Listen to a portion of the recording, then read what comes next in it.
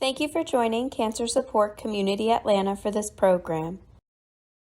Please visit our website, cscatlanta.org, for a complete list of live and recorded events.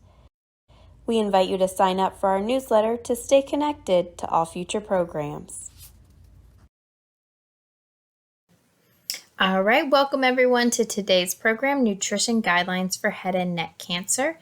I'm Katie Armsby, the Program Outreach Director with Cancer Support Community Atlanta. For those of you who are joining us for the first time, welcome.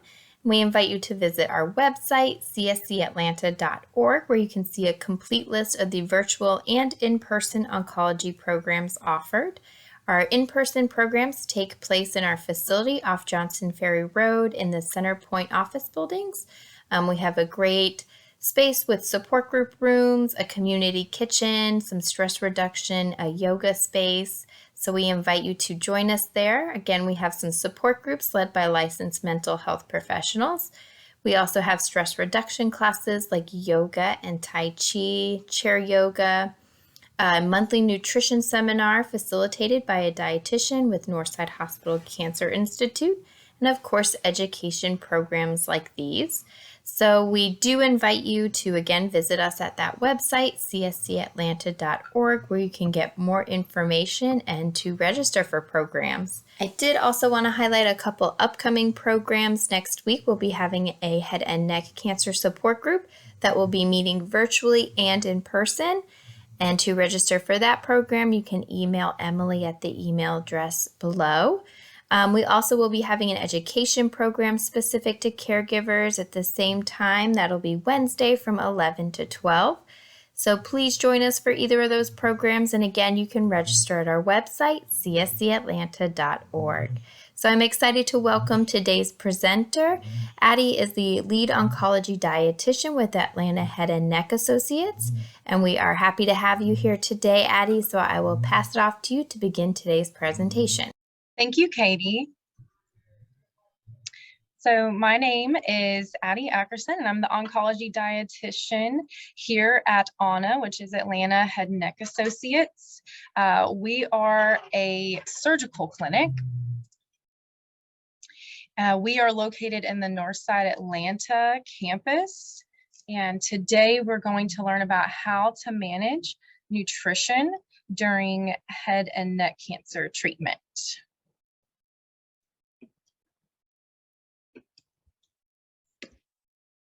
So, oncology nutrition services. You want to make sure you're consistently seeing a dietitian before, during, and after your treatment as needed. You will be prescribed a customized treatment plan that may involve 1 to 3 doctors. So one is your surgical doctor, and also a radiation doctor and a chemotherapy doctor. You may receive a combination of these treatments. Northside Hospital has dietitians at all of their radiation clinics, as well as all of the chemotherapy clinics, which is your medical oncologist, the chemotherapy doctor. Your dietitian can guide you through any of these treatments to make sure that you maintain your nutrition throughout treatment. I do a lot of pre-surgical treatment here at ANA, and we want to teach you how to maintain your health throughout your treatment prescription. So some key nutrition priorities. Maintaining these that you see here throughout treatment is going to help you get back to your normal energy level and strength after treatment, and to help prevent malnutrition, which, if you acquire malnutrition throughout treatment, can take months, even years, to reverse. So these are just some things that we'll discuss to kind of help prevent that. So you want to keep from losing lean mass, not just weight. I see a lot of patients that are not too concerned about losing weight, or even excited to lose a little bit of weight. So oftentimes, though, when you lose weight, you're actually losing muscle mass. So we have more of a weight stability policy. So how your weight trends actually helps us to see if you are tolerating your treatment well. So for example, if you lose 10% of more of your weight during treatment, your doctor may consider this not tolerating treatment and may want you to take a couple days off to recoup. So your goal is to not have any treatment delays or unexpected hospital admits due to malnutrition. I work in a surgical clinic, and for my surgical patients, I like to go ahead and have them increase their protein, increase their calories prior to surgery to help them maintain a positive nutrition balance and status to improve their wound healing after surgery. You also want to know your calorie, protein, and fluid goals. So your dietitian at your clinic will customize these needs for you so that during nutrition treatment, you can track these along with your weight.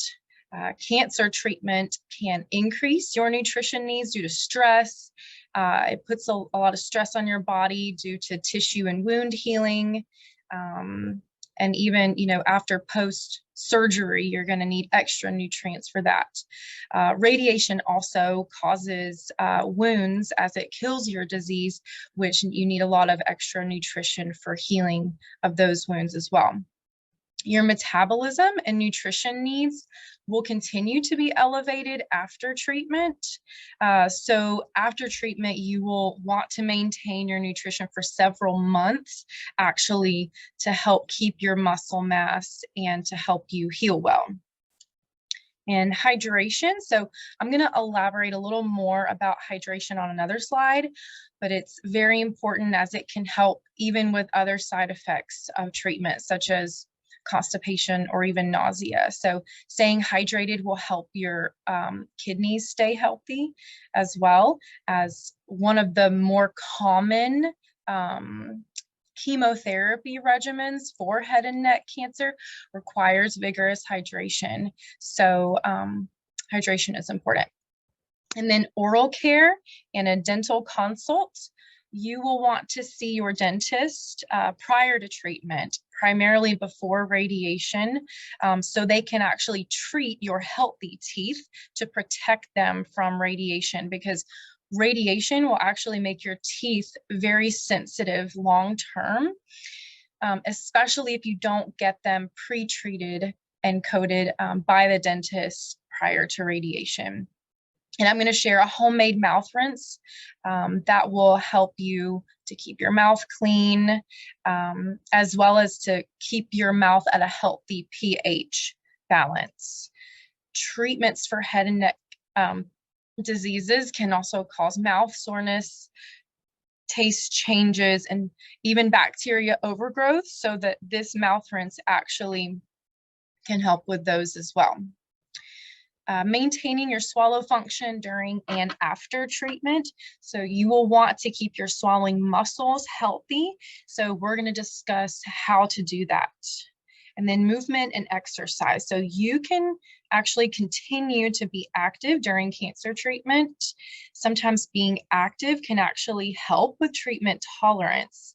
I have a lot of patients that think they need to slow down or they can no longer exercise because they're in treatment, but that's not the case. So taking morning, afternoon walks when the weather is really nice, getting some natural sunlight and movement, not being behind a screen all day like most of us are, and do talk to your doctor about exercising with a port if you do have a port, because a port is what you use to put in chemotherapy. So if you have one of those, you can ask your doctor about any restrictions they may have if you do have a port. So managing the side effects of chemotherapy, radiation, and or surgery. So as we mentioned, a side effect of head and neck cancer treatment is mouth soreness, throat soreness, and difficulty swallowing. especially with radiation, as it creates a sensation of like an inside-out sunburn as it kills the disease. So it can be very painful to chew, very painful to swallow. You can ask your doctor about prescription mouth rinses that actually have numbing medication in them that can help with this side effect. So to maintain your nutrition, your dietitians can give you ideas for soft, even puree consistency foods that are easier for you to eat and swallow, that are also nutritionally adequate and are going to help you get to your nutrition goals. I have a list of foods coming up as well on a slide, and there's also tons of ideas in the booklet that you received, and you can get these customized with your dietitian. And then there's dry mouth and thick saliva. So this is a significant side effect that makes it very difficult to eat. So oftentimes patients will drink or gargle with club soda to break up the thick saliva. You can ask your doctor about taking Mucinex. Some patients will take that to dry up the thick saliva or secretions a little bit.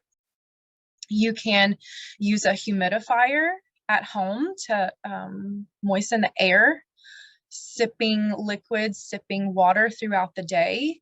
You'll want to avoid alcohol, because alcohol is very drying.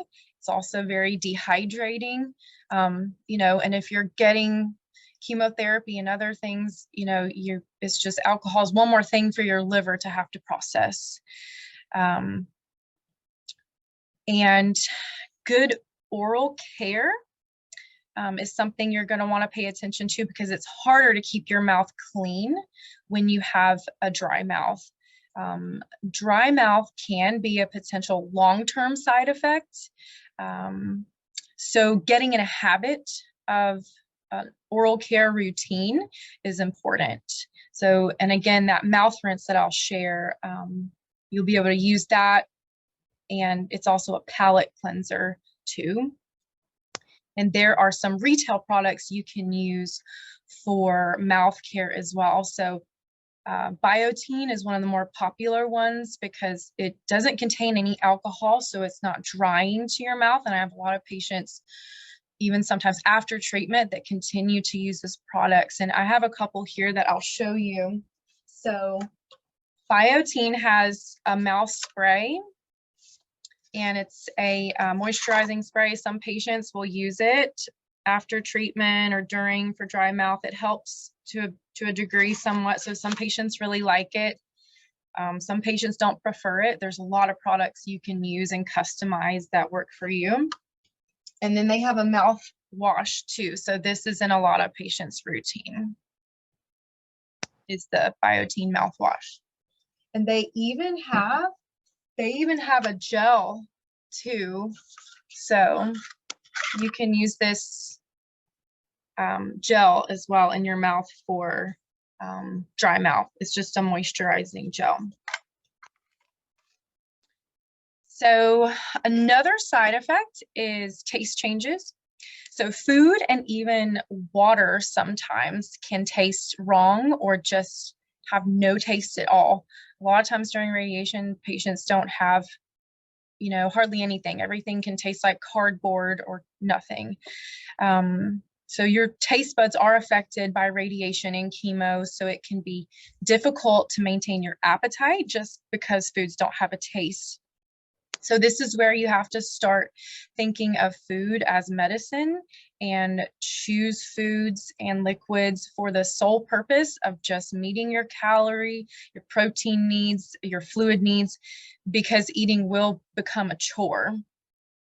And remember, you may not feel hungry, but your metabolism is actually higher than normal. So this is also where nutrition shakes and nutrition smoothies can be beneficial, as they're just easier to get down and get them done.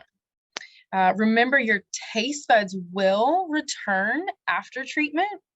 They will regenerate. It can take several months, but they will come back. I usually tell patients after they finish treatment and their taste buds return, to be open to foods that they may not usually like, because they may actually taste different or better than what they remember or think they're going to taste like. So having more of an open-minded palate, because your palate will change as it starts to come back and normalize. If foods taste too sweet, you can add dried cranberries like the craisins. You can add cinnamon to cut the sweetness. Sometimes tart foods can have more flavor or taste correct. So as my patients are done with treatment and their taste buds start to come back, they may add things like dried tomatoes, even like the sun-dried tomatoes, or Parmesan cheese. These kind of minor flavor adjustments, it's a culinary technique called FAST, and it stands for fat, acid, salt, and sweet. So sometimes this technique, as your taste buds are coming back after treatment, can be a game changer when you're struggling to eat because nothing tastes good. And then decreased appetite, it can be a side effect as well. So the easiest way to eat during treatment is to do small, frequent meals. Try eating every 2 to 3 hours. It may seem simple, but you may even need to set an alarm to remember to eat. When you don't have an appetite, it's harder to eat normal meal portions, which is fine. You just have to meet more often to meet your nutrition needs at the end of the day.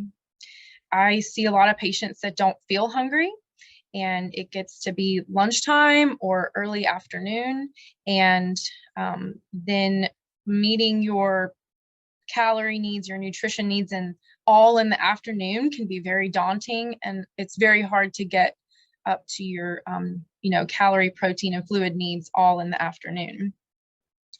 So it's good to keep ready to eat foods on hand. There's a lot of lists of foods in your handouts that are easy that you can stock up. Even I've seen patients that make snack baskets and put them in their living rooms or in other areas of the house, just to remind them to eat and not go too many hours without having some kind of food or liquid for hydration. And then fatigue as well. So you'll notice that your body during treatment will need more rest than normal.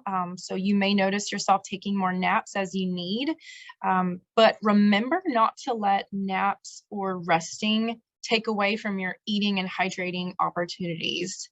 So I have a lot of patients that take a lot of naps, and they may have to even set a timer just to get up and have a snack and have a little bit of fluid. So this is where getting that natural sunlight outside on your porch, or just mild exercise like walking, can help with fatigue. Like opening your blinds in the morning, getting, in your house to get a little bit of that natural light can help sometimes as well. And then food prepping, grocery shopping in advance can also help you just to be prepared for the days that you're going to be tired and you're not going to feel like doing a lot of food or meal prep. So here are some general hydration guidelines. Your personal fluid needs will be customized by your dietitian, but in general, you will need approximately 3 quarts of fluid daily, which is around 10 to 12 cups. It's around 96 ounces. This can be a variety of liquids, but try to make most of your liquid plain water. I have a lot of patients that just cannot tolerate plain water. It tastes bad. It's just makes them gaggy, and sometimes it can be any other fluids, really. I have a lot of patients that do coconut water, which is great because it's high in some electrolytes. It's got a good bit of potassium. I have some patients that enjoy more carbonated waters, flavored water, lemonade. It just depends, but whatever it is, just fluid in general. Try to make one of these 3 quarts Pedialyte for electrolyte replacement. I do have one here, and this is actually a quart. So this is 4 cups. A quart is 4 cups. And this one is unflavored. So a lot of patients that if they may or may like the flavored ones, but if you want the unflavored, it does come in unflavored. So I really like this as a good electrolyte replacement drink. So you would need 3 of these volume approximately of fluid daily. They also make popsicles as well. Pedialyte does. Now, if you're eating good, let's say you're eating really well, you may not need an electrolyte replacement drink because you can get your electrolytes from food. But during treatment, and if you're not eating well, or you are having a sick day or have diarrhea, definitely you would want to have Pedialyte can be very useful. Staying hydrated, like we already talked about, can lessen a lot of the other side effects of treatment, like constipation and nausea. So really make an effort to stay hydrated during chemotherapy and radiation, especially for several days after you have a chemotherapy infusion. You want the chemotherapy to drugs to be infused in your body. You want them to do their job, and then you want to flush them out of your kidneys after that with lots of fluid so that you can lessen the side effects that happen if you're really dehydrated and they're allowed to kind of linger in your body longer than they need to after your infusion. So here is that mouth cleansing recipe we talked about. This is actually on page 8 of the Head and Neck Eating Well booklet that you received. So go ahead and add this mouth rinse recipe to your daily routine as you start treatment, especially with chemotherapy and radiation. During treatment, you will want to use this throughout the day, before and after you eat, morning and afternoon, just throughout the day. The baking soda part actually neutralizes acids. So your treatment, such as during radiation treatment, can cause your mouth to be more acidic, especially with the wounds that it will create. And it can make it more favorable for bacteria overgrowth or mouth sores to occur.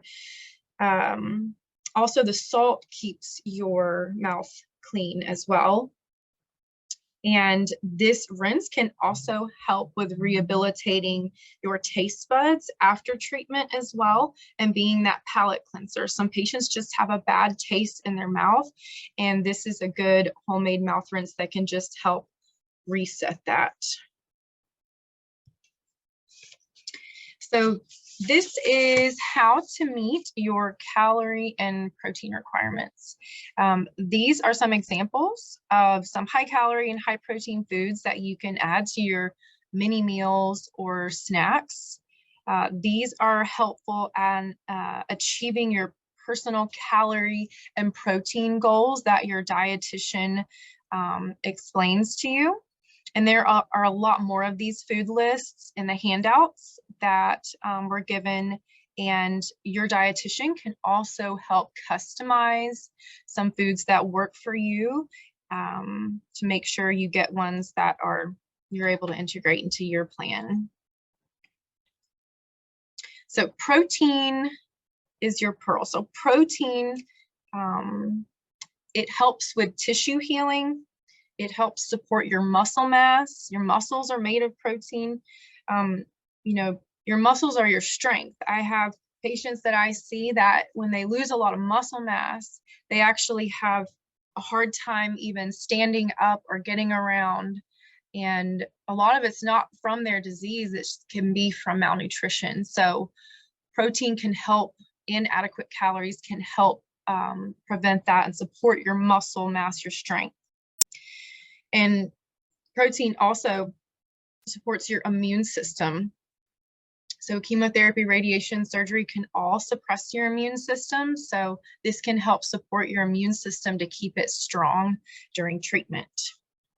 So you will have an approximate daily protein goal. So here basically are some examples of high protein foods. a specific serving size of how much and how much protein is in each of these. So this list can help you choose foods, again, for your mini meals and snacks, and even for nutrition shakes and smoothies that you make. And there's a lot of other foods and liquids in the food lists that were given. And again, your dietitian can help to customize some ones that you would like. And this is actually a nutrition label. It's an example of a nutrition label. So you can look at these and try to figure out the calories and the protein. First thing you want to look at is the serving size. So this is a great soft food that's high calorie and high protein. You can see that the serving size is 3/4 of a cup, and you get 160 calories and 15 grams of protein. The protein's towards the bottom. So many of my patients will actually will add a scoop of protein powder, any flavor, it doesn't matter, to a full fat Greek yogurt like this, and which will help them to get to their protein goal without a high volume of food. So for example, if you add a 3/4 cup of this yogurt and you add a scoop of protein, which may be 20 grams of protein, in that small mini meal, you're going to get 30 or more grams of protein and 200-300 calories. So it's a pretty powerful nutritious snack during treatment. So this is a one-a-day smoothie. So consider, I would say for patients in treatment or starting treatment, really consider investing in a blender for treatment, for during treatment, and for after, even weeks and months post-treatment. Because even when treatment is done, you're still going to be managing the late side effects of treatment. You'll still be struggling potentially with difficulty swallowing and a sore throat for a while until those wounds heal. So look into, like a good blender. And this smoothie here, you don't have to drink it all at once. I have patients that will drink half of this and then drink the rest in 2-3 hours. But as you can see, it's got coconut milk, fat-free yogurt, or full-fat Greek yogurt, whey protein isolate powder. I'll show you some different ones. So this is the one that's actually in this. This is an example of a protein powder. You can get them in these big jugs that you've probably seen at GNC. They also come in bags, kind of like the one in the slide. And this is, again, whey protein isolate powder, which I really like. I feel it's a somewhat superior protein powder because it is a complete amino acid source. It's got all your amino acids that you need. Some protein powders aren't as good of an amino acid profile, and this one is also very well absorbed and bioavailable in your body. So I love to recommend the whey protein isolate powder for shake smoothies, and you can put them in a lot of other foods too. And then here's another one that I like. It's actually, they have ones that are flavored with like fruit flavored and actually become a clear liquid. And I'll use like a frother, goes really well with these if you're making a smoothie or mixing in the protein powder, if it doesn't work as well with a spoon with some of the shakes.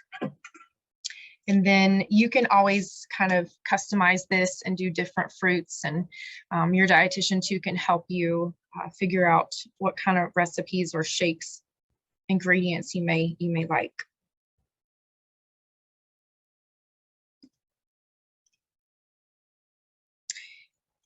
So here are some other retail products. I have a lot of patients that get to their doctor's appointments here, and they they may not have eaten anything yet. It may be already lunchtime or a little after lunch. And when you're on the go, going to a lot of doctor's appointments, you don't want to skip meals. I don't like it when my patients come to their appointment and they're like, I do really well with my nutrition, except for the days that I have doctor's appointments, which can be quite frequent during the times when you're in active treatment. So you don't want to skip a beat on those really busy days. So I like patients to use these kind of as an on the go. And then when they come in, they can drink this on the way to their appointments or while they're in the waiting room or when they're done, so that they don't have 4 or 5 hours or more block of time where they haven't had anything to eat. So these are just some products that are really good to utilize during and after treatment. I like the Boost Very High Calorie. A lot of my patients use it because this one in particular it's 1 cup, it's 8 ounces. And I have one here, so it's pretty small. You can see it's only 8 ounces and it has 530 calories and 22 grams of protein. So I have patients that drink 2 of these and they know they've got 1,060 calories already done for the day. And then they can calculate, okay, what else do I need? Or, more or less of this or other foods. So this is a good way to get a lot of your nutrition in a small volume. And then there's all the other ones too. These are 2 other ones that are 360 calories. And this one has 30 grams of protein. This one has 16. So these are both great options as well. High calorie, high protein. You want your nutrition shakes to be high calorie, high protein, usually to get the amount of nutrition that you need. Bene Calorie is also another one that you can mix into things. You can mix it into soups, into shakes, into yogurts, a lot of different things because it's unflavored. So you can put it in a variety of things and not have it affect the taste. And then again, there's that whey protein isolate powder that you can mix in a lot of different things. And sometimes we have coupons for these, so you can ask your dietitian for coupons.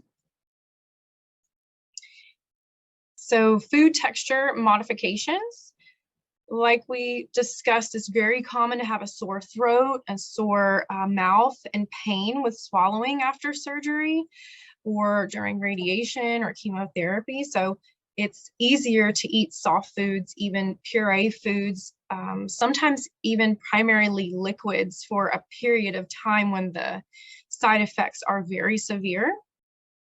Like I mentioned, many patients use a blender or even an immersion blender to make soups and even blend like meats and vegetables with broth to make them easier to swallow.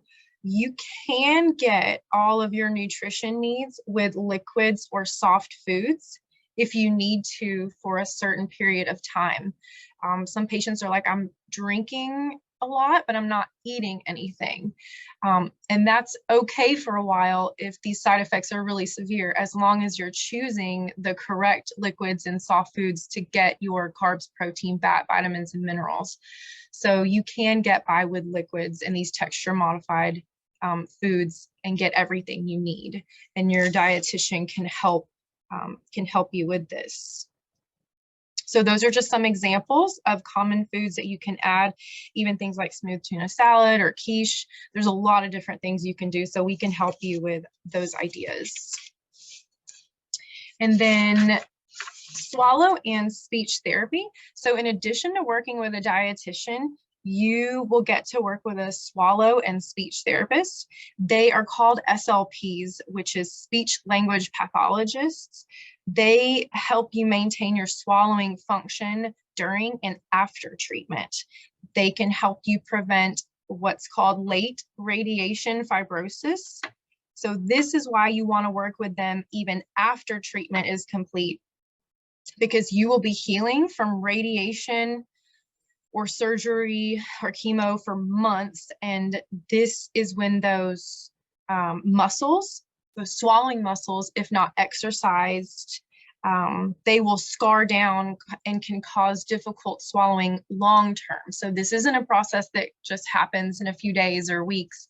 This is something that can happen over months that you want to prevent, and you can prevent it with swallowing exercises. They also help you maintain your jaw and tongue range of motion. They also work with you with oral care, and they're the ones that will give you those specific swallowing exercises that you need.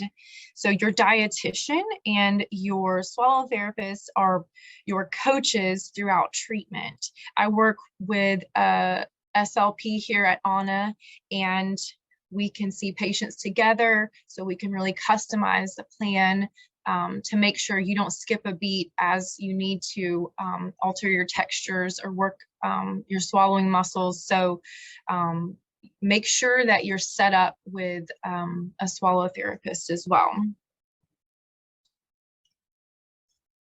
So wound healing guidelines and supplements. So radiation, chemotherapy, and surgery cause wounds as they are killing the disease. Adequate nutrition can help assist with this wound healing. Here at Anna, I recommend my patients utilize a pre-surgical drink with wound healing ingredients, such as specific amino acids that will actually help with wound healing. So your dietitian can recommend specific products for you during specific times of your treatment when you will need them the most. So here are a couple different ones. Ensure Surgery is the pre-surgical drink. A lot of my patients will utilize a week before and a week after surgery. And then also Juven is a powder that you can add to water.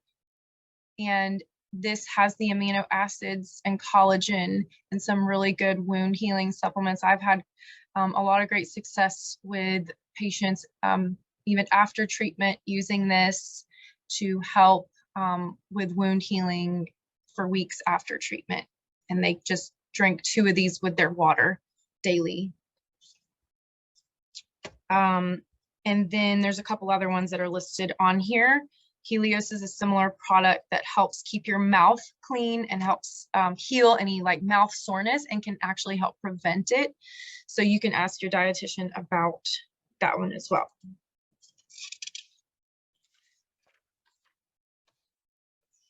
So temporary feeding tube to prevent malnutrition. Sometimes the side effects from surgery, radiation, and even chemo can be very severe. So if you cannot meet all your nutrition and water needs by mouth, you can choose to get a temporary feeding tube.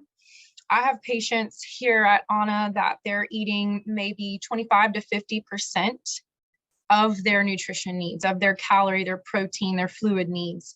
And they decide to get a temporary feeding tube so that they can stay healthy and nourished and complete treatment without any breaks or a decrease in their chemo or radiation dose.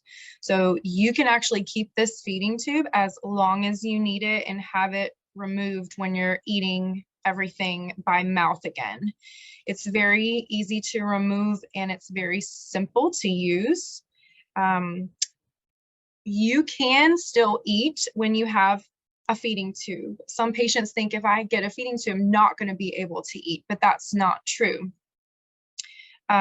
You can still eat when you have a feeding tube, and you can use it to supplement the calories and water that is difficult for you to eat. So for example, if you're in treatment and your dietitian says you need 2,000 or more calories a day and you're only able to eat maybe 500 or 1,000, then you're going to have that significant weight loss that's going to affect you. So that's why a lot of patients will get it, so that they don't lose their muscle mass and strength, and they can keep up with their nutrition needs during those really rough weeks.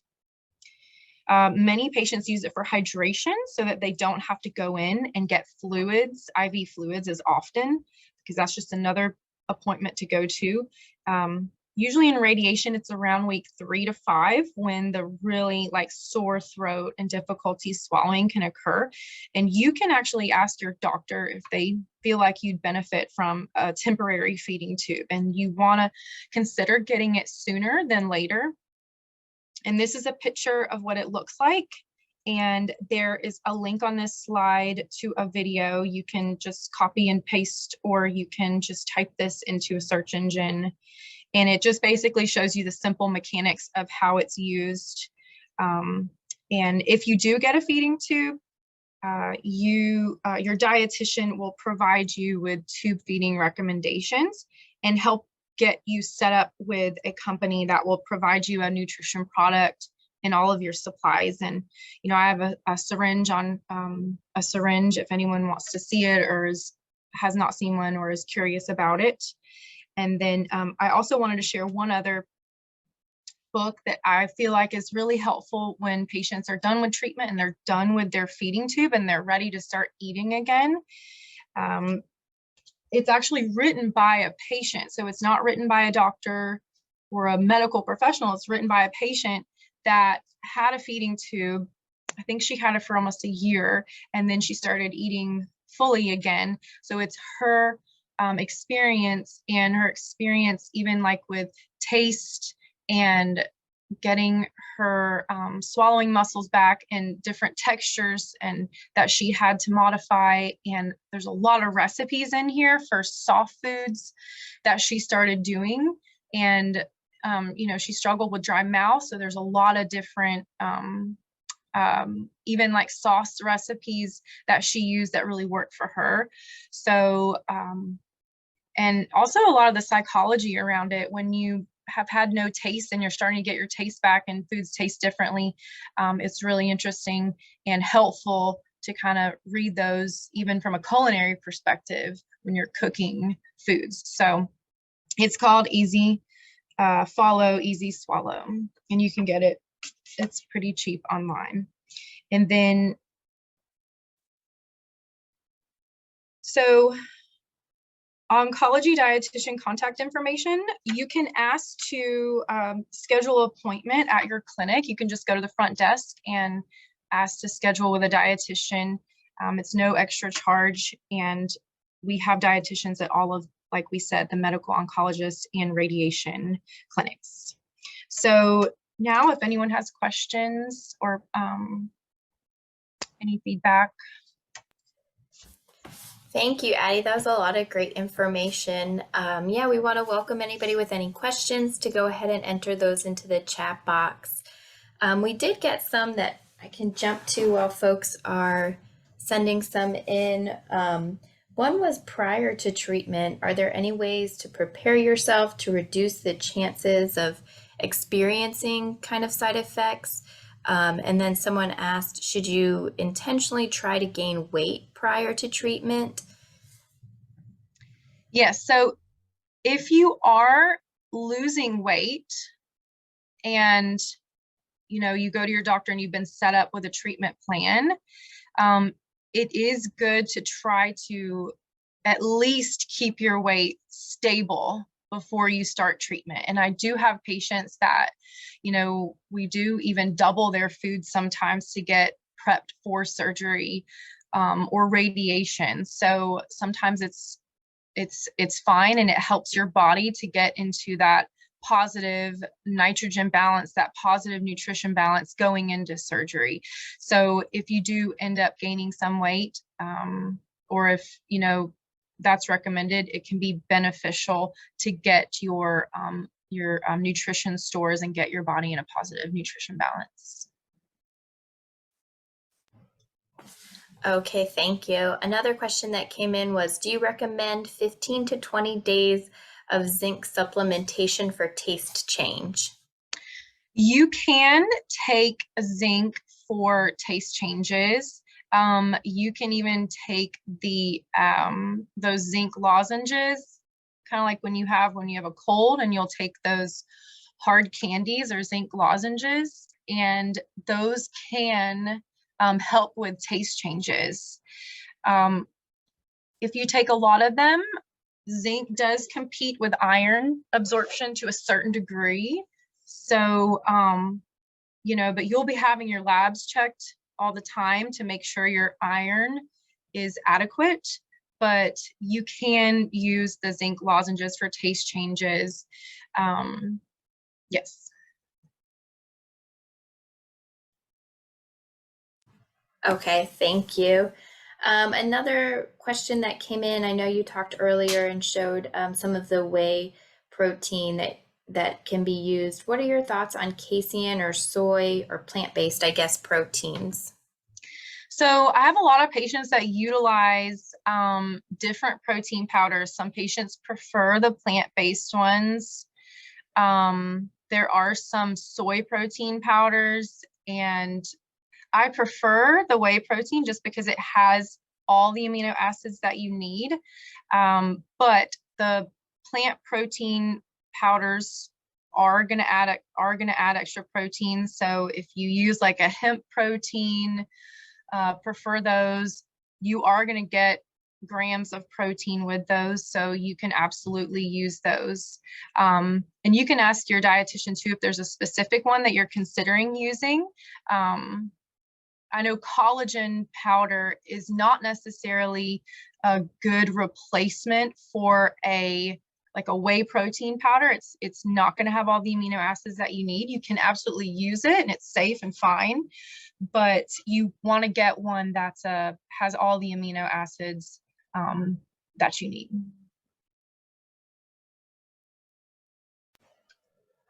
Okay, thank you. Another question. A participant is almost 2 years out of treatment, and they said they're very grateful for this information. At this point, is there any information or any help they can get to regain their taste this far out? Yeah, you can see a dietitian too with and get some specific, even more recommendations. We have tons of ideas for improving taste, or even, like I said, this book has a lot of information on flavors and tastes, and even that particular culinary technique that I spoke about, the FASS, the FASS, even that one, if you research that, can give you tips culinary wise when you're cooking or playing with certain foods and flavors that can actually help enhance flavors and make them taste correct, make them more expressed. So there's a lot of different things you can do to increase in your taste of certain foods. All right, and another participant question, do you recommend products like Glutazole to offset esophagitis? Yes, so you can use products like the Glutazole, and the Helios is also a product that can assist with that as well. I don't have a sample, but I have brochures for it. And it has glutamine, which is like a particular amino acid that can help to keep the tissue lining of your mouth and even throat healthy, and it can help to heal any of the radiation or the other treatment that cause wounds. So even chemotherapy, because chemotherapy actually affects your rapidly dividing cells, and that's how it treats your disease. But you have other cells, like the cells in your mouth and your rest of your GI tract, your throat and your intestines, that are also affected by the treatment because of this. They're those fast developing cells. So that's why these particular, like the Glutazole or the glutamine and these certain products can help, because it supports your GI tract and helps renew the villi and the cells in your mouth and throat. So you can use that as well throughout treatment after. All right, the next question is about the temporary feeding tube that you talked about at the end of the program. When deciding if you should introduce a temporary feeding tube, are there any potential side effects with it that you should consider? So I have patients that, will get a feeding tube because it's hard for them to swallow, and you will want to make sure that you don't, as you start to be able to swallow again and doing your exercises, that you do them. I have some patients that the swallowing exercises are very difficult and it's painful and it's really hard to do, and it's hard to keep up with, and it takes a long time to heal. So they almost rely on their feeding tube too much. And then if they don't do their swallowing exercises because they know they have a feeding tube and they can just use their feeding tube and they don't have to try to swallow and do those exercises, they become more reliant on it long term than they need to be.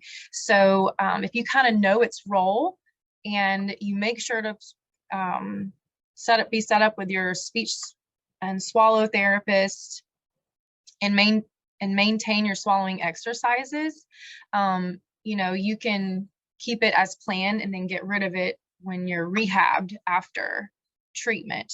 But other than that, there's not a lot of big risks, and you can talk to your doctor about it if you have any contraindications medically,